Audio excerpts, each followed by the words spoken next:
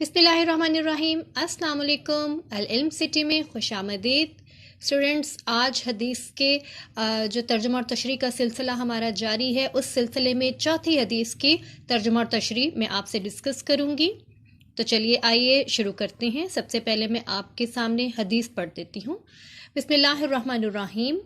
मन काना युमिनु बिल्लाहि वल यौमिल आखिरी फला युज़ि जारहु फमन काना युमिनु बिल्लाहि वल यौमिल आखिरी फलयुक्रिम ज़ैफ़ा वमन काना युमिनु बिल्लाहि वल यौमिल आखिरी फलयकुल खैरन औ लियस्मुत। स्टूडेंट्स, ये सही बुखारी की हदीस है जो यहाँ से हदीस के सिलसिले में चौथे नंबर पर है। आपको पूरी हदीस पेपर में लिखने की बिल्कुल ज़रूरत नहीं है। आप शुरू के वर्ड्स और दरमियान में डॉट और आखिरी वर्ड्स लिखकर मेंशन कर दीजिएगा मार्कर से। उसके बाद आपने तर्जुमे की हेडिंग देनी है, उसको अंडरलाइन करना है और दरमियान में प्रेजेंटेशन के साथ आप तर्जुमा लिखिएगा। जो कोई अल्लाह और आखिरत के दिन पर ईमान रखता हो वो अपने पड़ोसी को तकलीफ़ न पहुँचाए, और जो कोई अल्लाह और आखिरत के दिन पर ईमान रखता हो वो अपने मेहमान की इज़्ज़त करे, और जो कोई अल्लाह और आखिरत के दिन पर ईमान रखता हो वो अच्छी बात ज़बान से निकाले वरना खामोश रहे।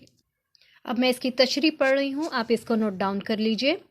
दीन इस्लाम एक मुकम्मल ज़ाबिता हयात है। ये न सिर्फ इबादत के मामले में रहनुमाई करता है बल्कि माशरती बिगाड़ से बचाव के लिए अखलाकियात की तालीम भी देता है। पड़ोसी और मेहमान से अच्छा सलूक हमारे दीन में बहुत अहमियत का हामिल है। सहाबे कराम रज़ियल्लाहु ताला अन्हुम अजमाइन तो यहाँ तक फरमाते थे कि हमें पड़ोसी से हुस्न सलूक की इस कदर ताकीद की गई है कि हमें लगता था कि जायदाद में भी उनका हिस्सा मुकर्रर कर दिया जाएगा। मेहमान के आने पे प्यारे नबी सल्लल्लाहु अलैहि वसल्लम खुद भी बहुत खुश होते और दूसरों को भी मेहमान नवाजी की ताकीद फरमाते। मेहमान को बाइसे रहमत करार दिया गया है। खुश इखलाक़ी इंसान की बड़ी सिफ़त है। ख्वामख्वाह शेखी भगारने को फजूल बातें करने को नापसंद किया गया है। मुआशरे और ख़ानदान में बिगाड़ का अहम सबब बग़ैर सोचे समझे दूसरे को बात कर देना है, और गैर ज़रूरी बहस अच्छे भले ताल्लुकात को ख़राब कर देती है।